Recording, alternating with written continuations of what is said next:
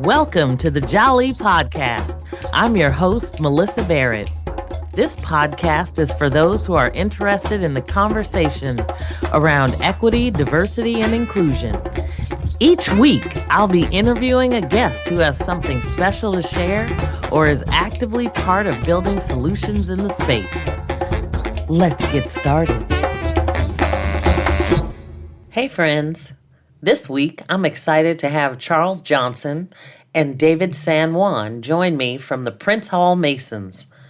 The Honorable David San Juan is the most worshipful Grand Master for the Grand Lodge of California. Charles Johnson is from Keystone Lodge number 14 in Stockton, California.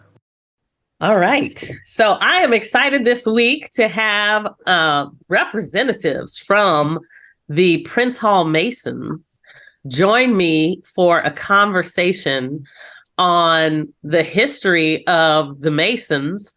And, it's so interesting to me because if I remember correctly, you all are the oldest African-American fraternal organization, which says a lot because I want to say you can school me, but I want to say I saw something that said it started in the 1700s. And it has been active since like 1855. So, which is amazing when you think about all of the history and all of the things that were going on in that time frame.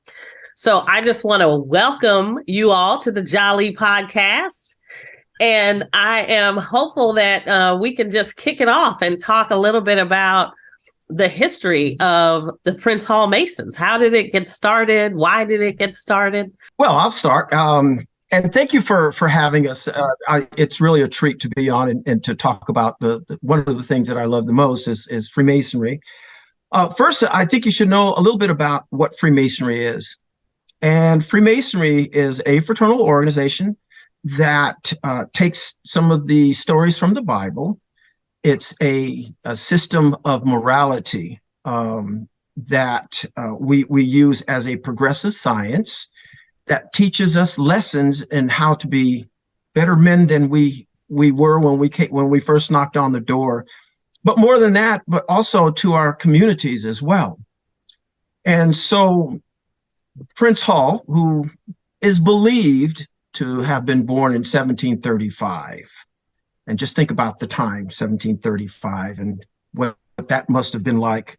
Right. Because of his name, Prince, we know he was a slave, because that's a slave name.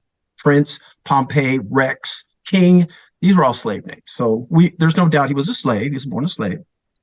We also know that he was a slave because we have manumission papers when he was freed in 1770.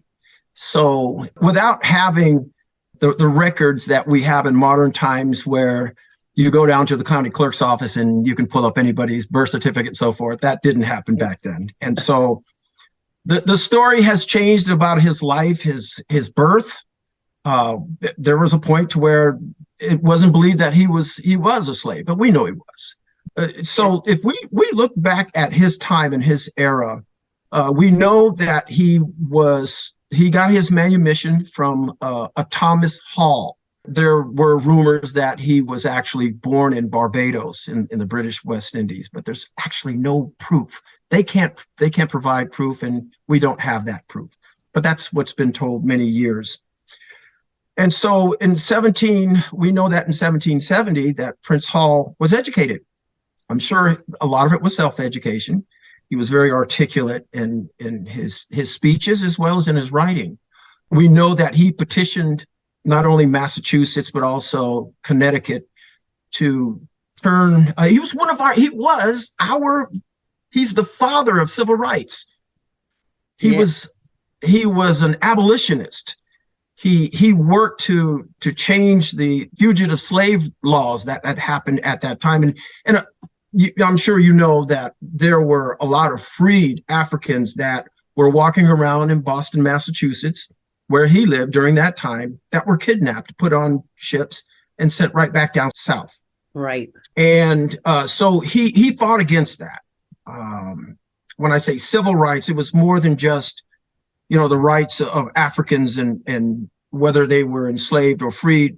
He also opened up the very first public school. he opened it up for Native Americans and African American little boys and girls. Oh, wow. Uh-huh. And so he was also a Methodist minister.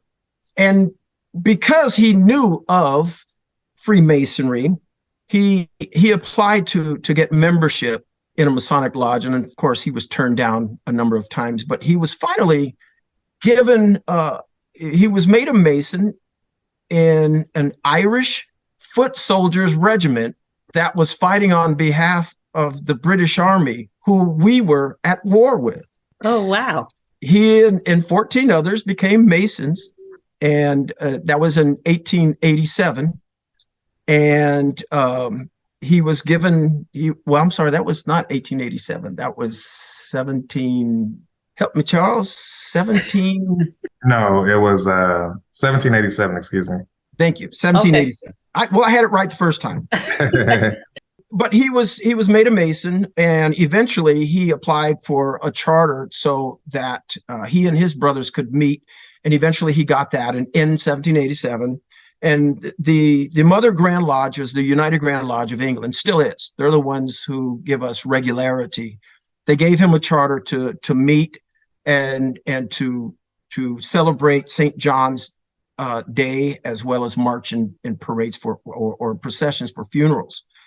And so he started the first Grand Lodge for African American men. And eventually he passed on, and we were able to have a Grand Lodge, and it was called the Sovereign Grand Lodge. And he became their Grand Master. It was African Lodge, number 87. 459. And we became a Grand Lodge. So a Grand Lodge is comprised of 3 lodges that come together and they make a Grand Lodge. Okay. And so in California, we have a Grand Lodge, of which I'm the 57th Grand Master. Oh, wow. And so we organized in June of 1855. In California? In California. Just think about it. Oh, wow. Okay. Before the 14th Amendment was, had been adopted, or I should say ratified in this state, which was in 1863. Yes. But I'm going to go back. I'm going to go back farther back again. I'm going to go back again, and I want to talk about some Masonic history as far as how it relates to the African American culture. Okay. So Prince Hall was also a soldier. Uh-huh. And there have been Prince Hall Masons to serve in every war and conflict since 1776. Oh, wow. Okay. That's an amazing stat, right? Yeah, it is. And why that is so important is the fact that during slavery, there would have been no Underground Railroad if it weren't for Prince Hall Masons. It would have been impossible for that to have happened. And the reason why I say that is because those Masons, those foot soldiers who served during the Civil War, no one knew all the passageways, and no one knew where the enemy was better than the Masons, those soldiers who were in the fight. Right. They knew all the paths through the woods and so forth. And so at the time, as you can imagine, there was no privacy in the church. There was no privacy there. But the Masonic Lodge is a private meeting. And there they would pass messages and so forth to all the conductors in the Underground Railroad. They made it possible through their meetings. Yeah, it's an amazing story. I'll move it forward again. 1855. We actually started getting together and meeting in 1848 as Masons. As a matter of fact, those who we know as Keystone Lodge in Stockton, started meeting in 1848 near a mine near McCollum Hill. Oh my goodness. Okay. So the Prince Hall Masons in California, not everybody knows this, but it's too bad that not everybody understands that slavery was in California. Yes. Between 1848 and 1851, there were 1,500 slaves that walked from the Deep South to California. Oh my goodness. Yes. Uh-huh. So whether California was going to be a slave state or free was debated for a very long time in the California legislature. And it was because some Prince Hall Masons, who at that time we were not called Prince Hall Masons, we're actually the Sovereign Grand Lodge at that time. Okay. It's because they, as well as another prominent Mason, a Caucasian Mason, his name was Thomas Starr, was also a minister and an abolitionist in San Francisco. And they went to the California legislature and they argued their case. And one of the problems that they ran into was some of the legislators who were in our state capital were also former slave owners and slave owners. Right. And so obviously it's easier for them to have a slave to dig for them than to go out there themselves. And Sure. That's what they did. A whole bunch of carpetbaggers also came across from the deep South, but they found themselves digging next to slaves. And that became a problem. Right. And that problem was exploited by those, including Thomas Starr and some of the Prince Hall Masons, that we stand on, the shoulders that we stand on in Stockton. There was at one time a slave revolt in Stockton. Really? There was a huge slave revolt, and a good portion of the free African American community in Stockton fled for their lives. Some went to Marysville, some went to different parts of Northern California, some went into even the Sequoia area. And when the coast was clear, many of those families came back. There were like 5 different families that came back to the Stockton area. And they organized a lodge, and it was called King Solomon Lodge. Okay. We would call it King Solomon Lodge. And then eventually we were Pilgrim Lodge. And in 1906, after the great earthquake in San Francisco, we became Keystone Lodge number 14. And we've been operating as Keystone Lodge ever since.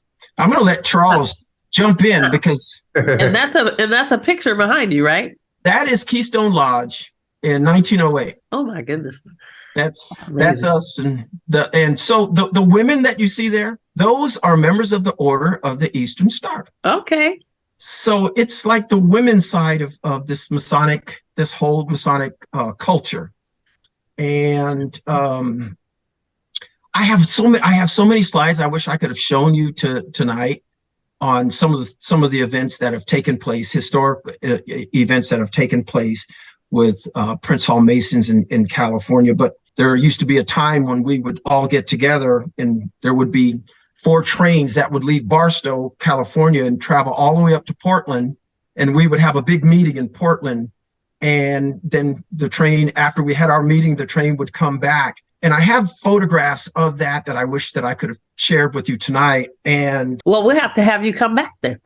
I would love to do that. I don't know if you've talked about Biddy Mason or about William Leadersdorf. No. Or Mary Pleasant. No, you can come back anytime. We can spend some more time talking. I lay at your feet just listening. This is such a wonderful history. So I know you wanted to kick it over to Charles to talk a little bit about Keystone Lodge. Yeah, absolutely. I think I want to go back just a little bit and kind of reiterate some of the things that San Juan said with regards to just the place of Masonry and the history as it relates to America. Prince Hall Masonry has really been at the fabric of helping African Americans, especially in the South, really to traverse some of the issues that were going on during that time, and even to today, as in moving forward. So I think it's really important to note that that we are really deeply woven into the fabric of helping our people to do better, helping our people to survive, even some of the worst of incidents, such as the incident in Rosewood, the incident at in the Greenwood district. We were very instrumental in all of those uprisings to kind of help bring peace and harmony back to our African American society and our way of life and our root. And a lot of times we don't think about it that way because although we are Masons, we operate as men first and women first. So those who you may recognize in society as being a prominent person, they are oftentimes in a lodge or in a chapter with the OES and have done such great work and have benefited just our way of life and continue to do so. So I think that that's a really important part that we kind of pause on for a moment and talk about, because it's a beautiful legacy within the ranks of what it means to be Prince Hall. And that's really kind of a bonding fabric for me, is that we have been deeply in the trenches in every single area of American society. And we have really, in large part, kind of helped to frame what it means to be kind of in the world the way we exist today. So one thing that I'm extremely proud of as being a representative of not just Keystone Lodge, but Prince Hall Masonry in general. And then also just in terms of the work that we're doing at Keystone Lodge, like Grandmaster said, we have such a rich and deep history in the city of Stockton, and that has continued on. A lot of the individuals that you see doing things in the city of Stockton are affiliated with our lodge, either as members or they have, worked with us in some capacity to help us to build some of the things that we have tried to do in the city of Stockton. We have deep roots with the NAACP, not just in our city, but on a state and national level as well, where we work with them with regards to voter rights and voter registration, as well as helping to just sustain the fabric of what the NAACP is. And so we do great work there. In addition to that, we're also doing some things that people really don't know about, such as the CE Town Fund, the Masons for Myths, which in that situation, we help young people across the Central Valley and in the Bay Area. We donated this year or last year well over $1 million to kind of help push forward that initiative and get young kids interested in baseball and opportunity to play by having myths. And they've partnered with organizations like the Junior Giants and other organizations to help to bring that to fruition. And we've also donated over, really, it's about 10 to 15K a month, 13 million roundabout in total with the Red Cross. So we're doing some really, really great work locally, regionally, and nationally to kind of help move forward some of the things that we feel are beneficial, not just to the African-American community, but to the community at whole. And that's just not even to really mention the Prince Hall Memorial Scholarship, another thing that we do for students as well as individuals who are looking to go to college and further their education as they matriculate from high school. So, and Prince Hall and Keystone Lodge, I've had a pleasure of being a member for a while now. I'm getting to a place where I'm kind of an old head. I find that hard to believe. Well, I've been a member for a little over 20 years now. So, oh, wow. Okay. Yeah. And, so you're older than you look. Yeah, definitely. And been in Keystone Lodge roughly about, I don't know, it's getting close to 10 to 15 years now. Just helping to build up the work that we're doing locally in the city of Stockton. And we've partnered with several organizations, not just the NAACP, to do a lot of different things. Stockton Black Family Day, as you know, we're always a part of that, as well as a lot of other things that have gone on in the community. And again, it's one of those situations that we may not always represent ourselves as Masons, but we're representing ourselves as men. And collectively, we come back as Masons to have these discussions about what is needed in our community and how can we best help to move forward the agendas that we see are beneficial for our people. I love that. I love that. I think, and I mean, obviously you all know, but full disclosure for everyone else, I had the pleasure of my husband being affiliated with the Keystone Lodge before he passed away. And I know it was near and dear to his heart. So this, the Jali podcast is kind of a head nod to him. So I know he would be excited to have me talking to you all about this wonderful organization. Let's pause for a moment. We'll be right back.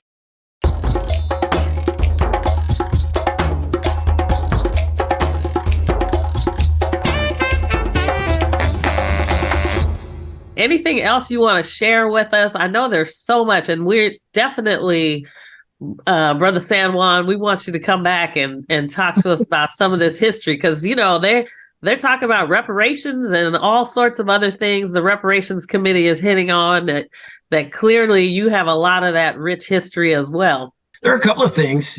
One of the things is we talk about the history and the fabric of the culture.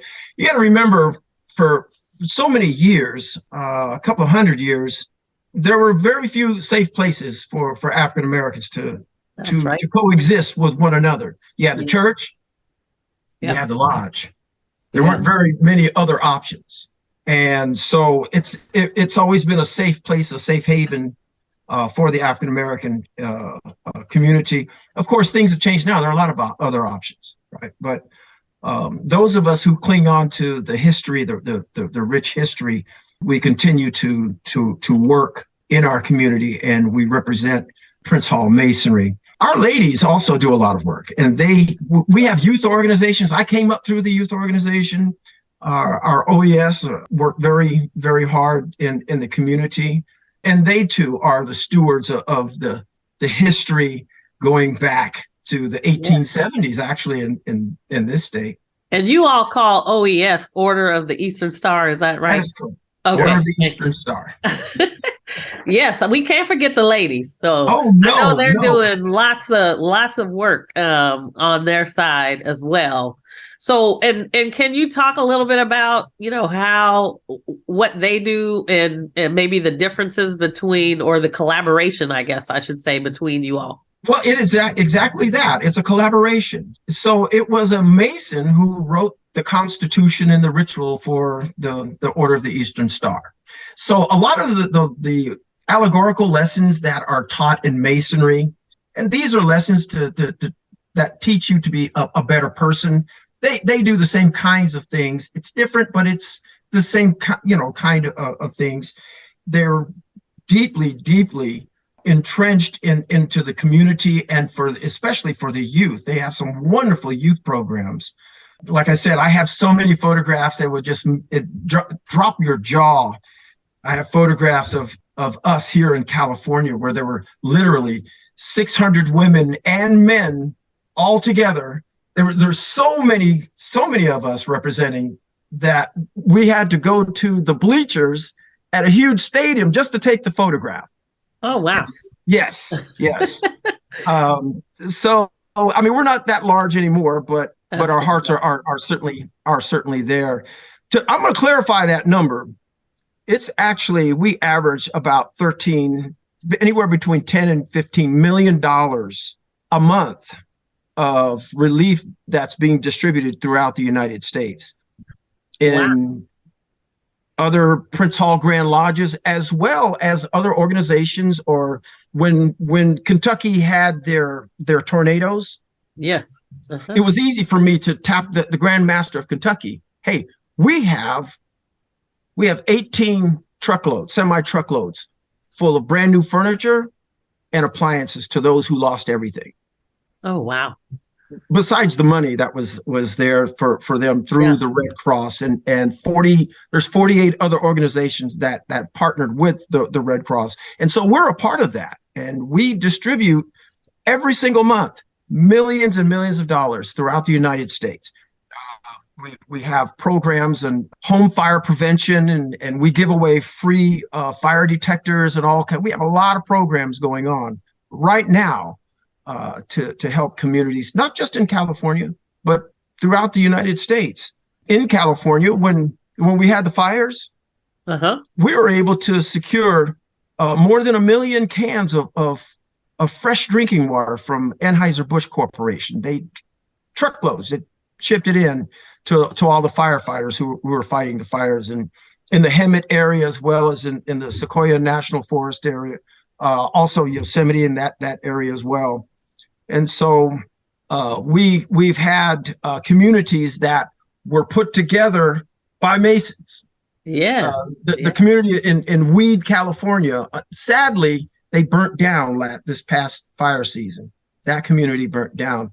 But they were all Masons, and they all worked for the railroad, and they were all moving lumber in and out of Oregon and California and so forth. So We have a lot of lodges that have basically they've split and they form new lodges and so forth Right. in California, as well as the chapters of the Order of the Eastern Star. But we're in every corner of the state. We used to be a little bit more broad than we are now, but we're in every corner of the state. And it's just a pleasure for me to be able to serve. And like I said, I don't know how many, I never did the arithmetic to figure out how many Masons that we've had since 1855. It's a staggering number. I'm sure. It's very unique to become the Grand Master, and I'm the 57th. And our motto is service to our communities, and we do just that. We're proud to serve. Absolutely. Well, that's fantastic. I think what's so interesting, to me, even, as an African American, yes, I've heard about the Prince Hall Masons, but I think you have definitely dropped some knowledge, you and Charles, that I definitely did not know. And so I know there are lots of people around that probably have not heard this history as well. But I think it really goes to show you that not only how important and critical the organization is for African American culture, but for American culture. Yes. And the shift, around the country, and even now, the relief that you're providing and all of those things. So I think it's fantastic to hear so much about what you all are doing and the impact that you have on the community. So I just appreciate you all being here and telling us some stories. Well, it's so important that we tell these stories because they're not in the history books. Right. We have to tell these stories. We have to teach the truth about the history, and you're not going to get it from the history books. It's here or there. It's hit and miss if you're lucky, and depending on what state you live in. But like I said, you never heard of Biddy Mason. Right. She walked from Oklahoma to California. Oh my goodness. California became a free state, and she got her freedom. Yes. She was emancipated, and she got her freedom. And the man who owned her, had to turn around and run out of here because he was going to go to jail because he brought a slave. It was against the law to bring a slave into California. She became one of the most wealthy humans in Los Angeles. Biddy Mason was an amazing woman. Mary Pleasant was the wealthiest woman on the West in San Francisco. And she was born a slave in New Orleans, came to California, settled in San Francisco. She married more than once. She was quite a lady. She owned the most beautiful hotel that San Francisco ever built.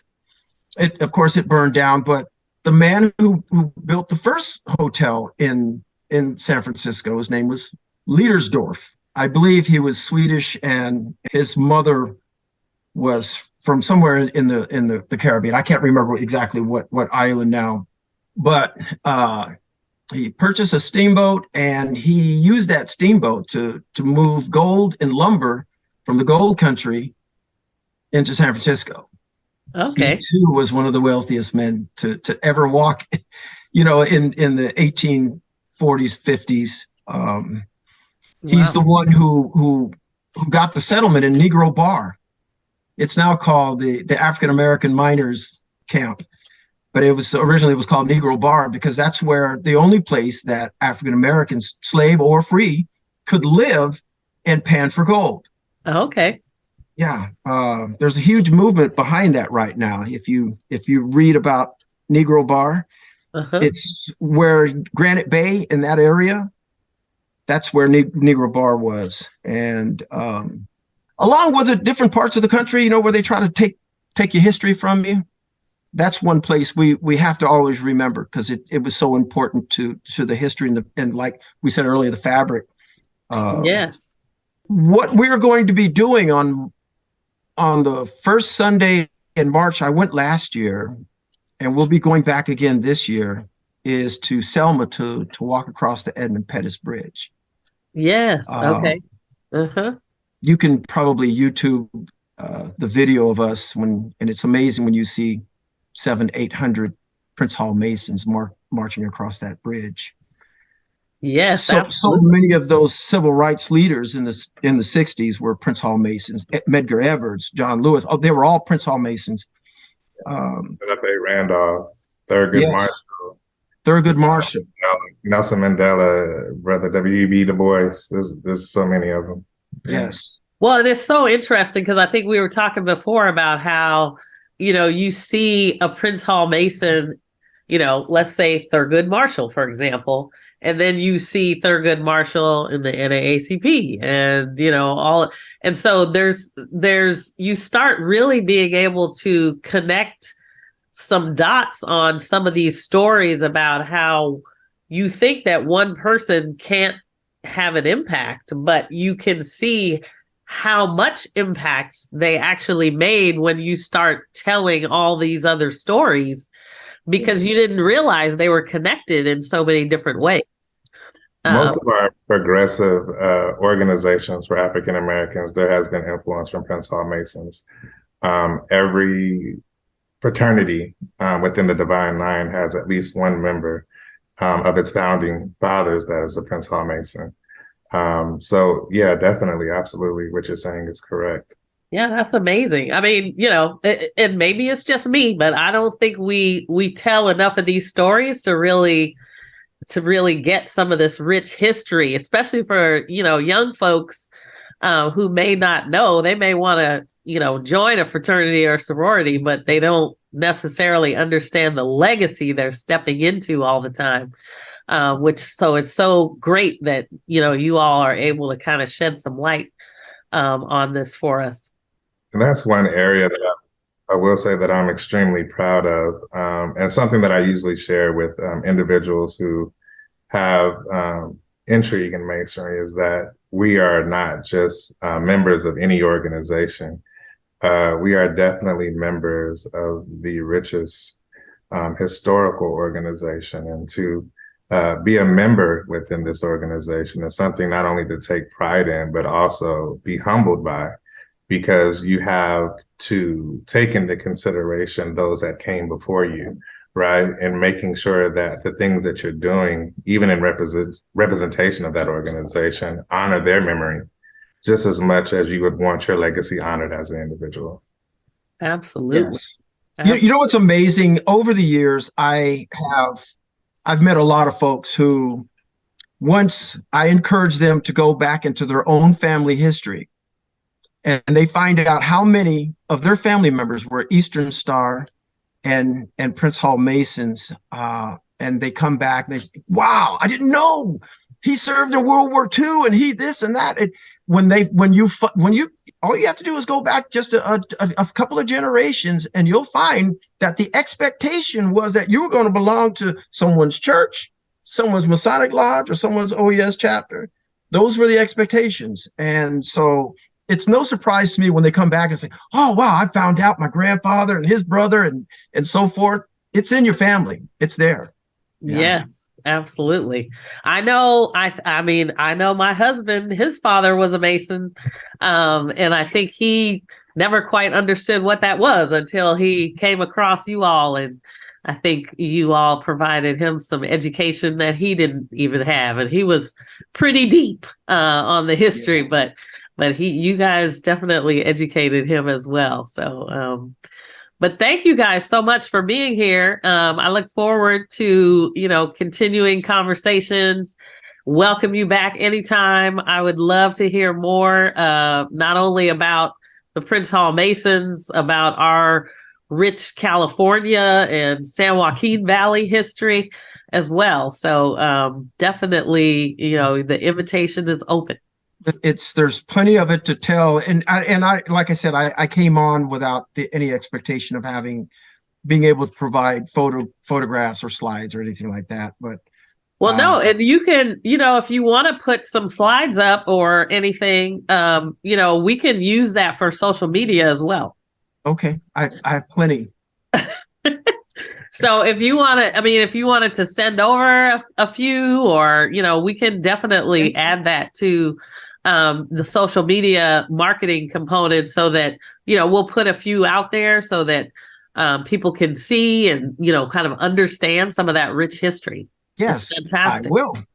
Okay, Fabulous. that sounds great. It's been wonderful for just to have you invite us to be here and talk about who we are and what we do. It's so important that we reach out to the community, for the fact that our life's blood is the community. Our membership comes from the community. So the more we get out there and talk about who we are and our history, the better off we are. And I do quite a few of these. So I'm looking forward to seeing this later on. Awesome. Yeah. Awesome. Thank you so much.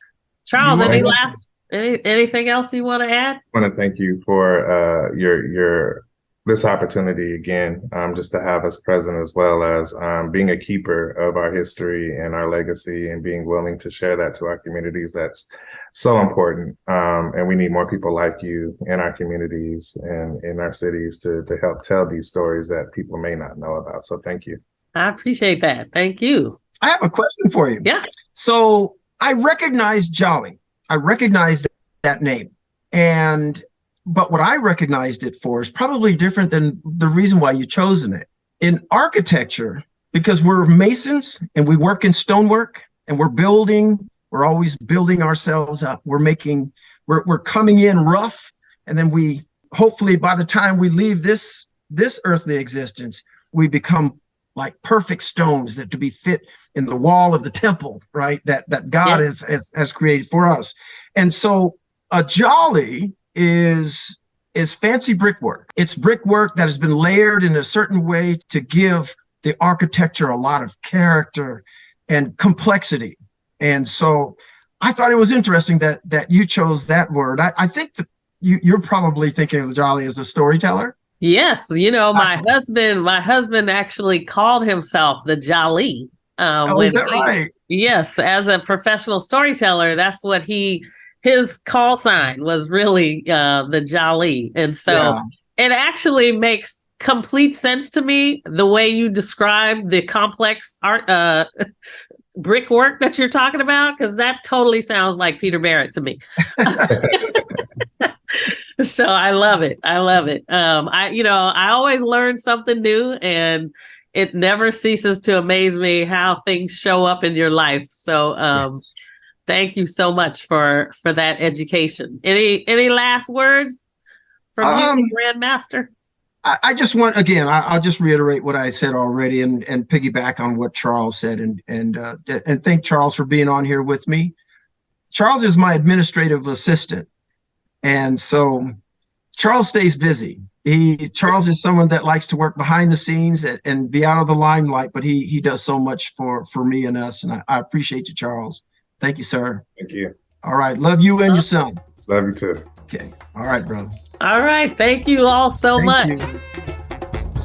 Thanks for joining me on the Jali podcast. Please subscribe so you won't miss an episode. See you next week.